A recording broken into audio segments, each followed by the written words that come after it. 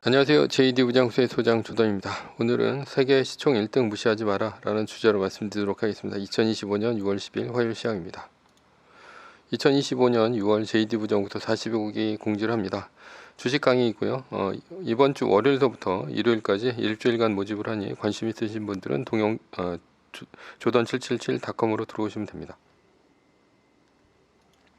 조던777.com에서 매뉴얼과 함께 자산을 10년에 10배, 20년에 100배로 늘리시고 조기 은퇴하시기 바랍니다. 주소창에 조던777.com을 치시면 됩니다. 매뉴얼을 더 이상 유튜브 멤버십에서는 운영하지 않습니다. 뉴욕 마켓워치 미중 협상 결과 언제쯤 증시 혼조, 채권 올라가고 달러 떨어졌다라는 기사가 있는데요. 어제는 나스닥이 0.31%, S&P 500 지수가 0.09% 올랐으나 다우존스 지수는 0.00% 내리며 혼조로 마감했습니다. 메인 이슈입니다. 세계 시총 1등 무시하지 마라. 어제 미중 협상이 시작되었습니다. 그로 인해 반도체 주식들이 올랐습니다. 장 초반 크게 올랐지만 11시 30분을 넘기면서 큰 폭으로 떨어졌습니다. 이유는 차익 실현 매물이 나오면서입니다. 큰 악재는 없었습니다. 이번 미중 협상에서 중요 의제는 중국은 미국에 히토류를 내주고 미국은 중국의 반도체 규제를 푸는 것입니다. 그래서 반도체 주식들이 크게 올랐습니다. 엔비디아는 장초반 2.5% 오르면서 마이크로소프트를 추월해 1등으로 올랐지만 다시 떨어지면서 마이크로소프트의 1등 자리를 내줬습니다. 협상이 잘 되더라도 엔비디아의 H20 칩은 중국에 수출할 수 없을 것입니다. 엔비디아가 상승세가 꺾인 것도 이것의 영향을 무시할 수는 없겠죠. 그러나 그 차이는 단 1%밖에 차이가 나지 않습니다. 세계 1등은 인공지능 주식이 앞서거니 뒤서거니 하고 있는 중입니다. 엔비디아는 인공지능이라는 시대적 흐름의 최고 수혜 주식입니다. 마이크로소프트도 애저를 앞세운 클라우드 수요가 있죠. 애저도 인공지능 데이터 센터 건설에 힘입어 폭발적으로 늘어나고 있습니다. 마이크로소프트, 엔비디아는 둘 다 이번 시즌 어닝 서프라이즈를 기록했으며 어닝일에 크게 올랐습니다. 반면에 애플은 인공지능에 전혀 적응하지 못하고 있습니다. 어제 애플은 세계 개발자 컨퍼런스를 열었지만 인공지능에 대한 실망감으로 1.2% 떨어졌습니다. 그래서 어제는 세계 1등인 마이크로소프트와의 시총 격차가 약 15%까지 벌어졌습니다. 애플이 이렇게 3위까지 밀린 것도 처음 보지만 세계 1등과 이렇게 크게 격차가 벌어진 것도 세계 1등 주식에 투자하고는 처음입니다. 역시 시장의 선택을 따라가는 것이 맞다고 봅니다. 애플을 아직도 갈아타지 않고 애플에 존버했다면 엄청 후회를 했을 것입니다. 구글은 애플과 정반대의 상황입니다. 구글은 애플보다 인공지능에 대처를 잘하고 있습니다. 그러나 구글의 제미나이는 챗GPT 인공지능의 시장을 선점당한 뒤 이리탈하는 힘들 것으로 보이죠. 사람들은 오리지널에 머리에 각인이 됩니다. 그래서 지금 인공지능 하면 챗GPT죠. 그래서 챗GPT와 협업 중인 마이크로소프트가 1등을 하고 있는 중입니다.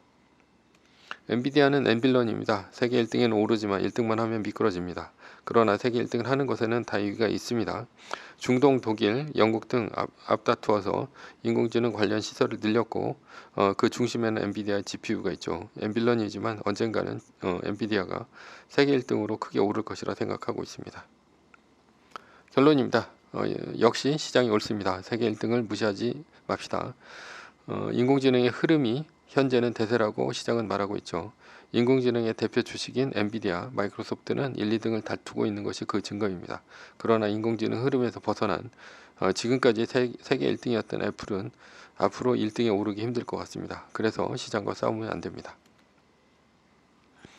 서브이슈입니다. 공부를 잘하고 싶다면 인공지능을 쓰자. 요즘 영어 회화 공부를 하고 있습니다. 저는 영어 공부를 하고 있는데 챗 GPT를 활용하고 있습니다.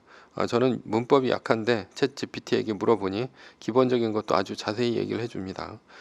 저는 인공지능에게 물어보는 것이 편합니다. 영어를 잘하는 누군가에게 영어의 기초를 물어봤다면 이것도 모르냐라고 면박을 줬을 것입니다. 저는 이렇게 창피를 당하면 얼굴이 화끈거려서 다시는 질문을 못하죠. 그러나 챗 GPT는 모르는 것을 반복해서 많이 물어봐도 아주 자세하게 얘기해줘서 공부하기에 아주 좋습니다. 영어는 작문이 중요한데요. 문법이 굉장히 중요한 요소입니다. 왜냐하면 영어는 어순만 바뀌어도 완전히 다른 뜻이 되거나 비문이 되기 때문이죠. 예를 들어서 나는 물을 먹는다라는 문장을 봅시다. 나는 물을 먹는다 물을 이렇게 얘기해도 틀리지 않고요. 물을 나는 먹는다 이렇게 얘기해도 틀리지 않습니다. 어색하지만 틀린 말은 아니란 얘기입니다. 그러나 영어는 같은 문장이라 하더라도 어순이 바뀌면 달라집니다. I drink water라는 나는 물을 먹는다라는 뜻이 있습니다. 그러나 water, drink, me 또는 I는 물이 나를 먹는다라는 뜻이 되어서 뜻이 바뀝니다. 그리고 일단 I는 말이 안 되죠. 그리고 drink, I, water 이것은 무슨 뜻인지 전혀 알 수가 없겠죠. 영어와 한글이 이런 차이를 보이는 것은 영어에는 없고 한글에만 있는 것이 있기 때문입니다. 바로 은는 이가 을을 등과 같은 조사입니다. 한글에는 주어와 목적어에 조사가 붙어 위치가 달라져도 뜻을 전달하는데 아무런 문제가 없습니다. 그러나 영어는 조사가 없어서 순서가 바뀌면 뜻이 바뀌거나 비문이 되는 것이죠. 그래서 영어는 작문을 하는 데 있어서 순서도 중요하고 그 외에도 전치사, 동명사, 투부정사, 가정법 등등 문법이 아주 중요합니다. 그렇다고 지금부터 성문 종합 영어를 처음부터 다시 공부를 할 수는 없죠. 그러나 영어 공부를 지금 시작한다고 하더라도 간단한 회화 공부는 인공지능을 쓴다면 전혀 문제가 안 됩니다. 왜냐하면 인공지능은 왜 그렇게 되었는지 원리를 아주 자세하게 알려주기 때문입니다.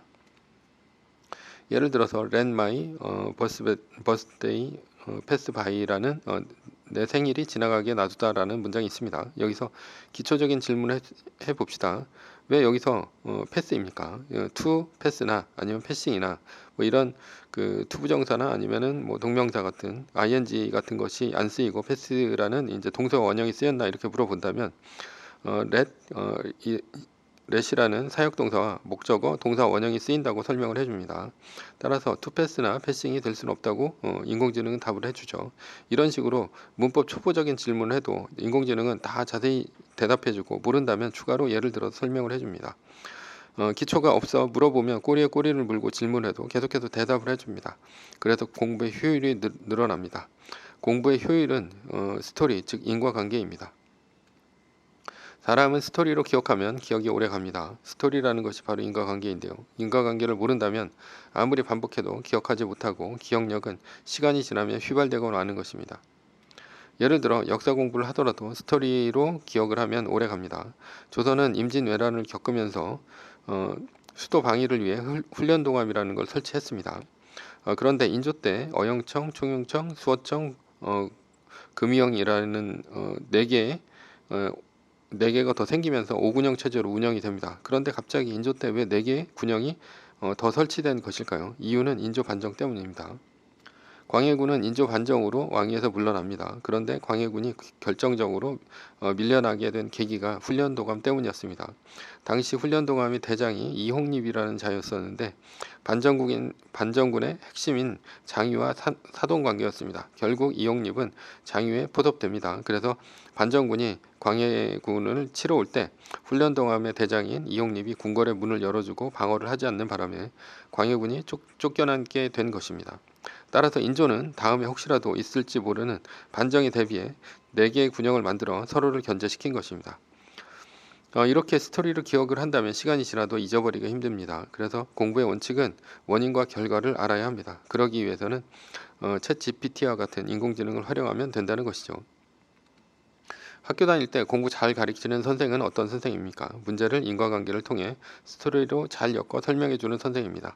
최악의 선생은 책을 읽는 선생이고요. 더 최악은 시켜서 모르면 패는 선생입니다. 아이를 패면 아이는 수업 시간에 공부에 질리게 되고 그 과목을 혐오하게 됩니다. 가장 싫어하게 된다는 얘기죠. 저의 학창 시절에는 최악의 선생들이 수두룩했습니다. 그들은 자신의 과목은 공부 안 하고 줄줄 책만 읽으면서 질문하면 대답을 못하죠. 문제 풀기 싫으니까 학생 시키고 문제 못 풀면 패면서 스트레스 푸는 것이 대부분이었습니다. 챗 GPT는 수학 문제도 잘 풉니다. 모르는 문제가 있다면 사진을 찍어서 챗 GPT에 올리면 됩니다. 그러면 문제를 잘 풀어줍니다. 물론 100% 맞지는 않죠. 그렇다고 틀렸다고 말하면 다시 풀어보고 틀린 점을 고칩니다. 정답률은 정확히는 모르겠지만 80% 이상은 넘습니다. 정답지를 같이 보면서 비교를 하면 더 효율이 올라갑니다. 여러 과목 중 수학이 과외나 학원에 더 잘 되는 이유는 무엇일까요? 수학은 답안지를 봐도 문제를 어떻게 푸는지 모르기 때문입니다. 수학은 계단식으로 지식을 쌓아나가기 때문에 기초를 모르면 아예 문제를 풀 수가 없죠. 개념이 3개나 4개 합쳐진 것이 바로 킬러 문제인데요. 그런데 기초도 모르면 이런 문제를 아예 손을 댈 수도 없기 때문입니다. 그래서 수학 과외가 많은 것입니다.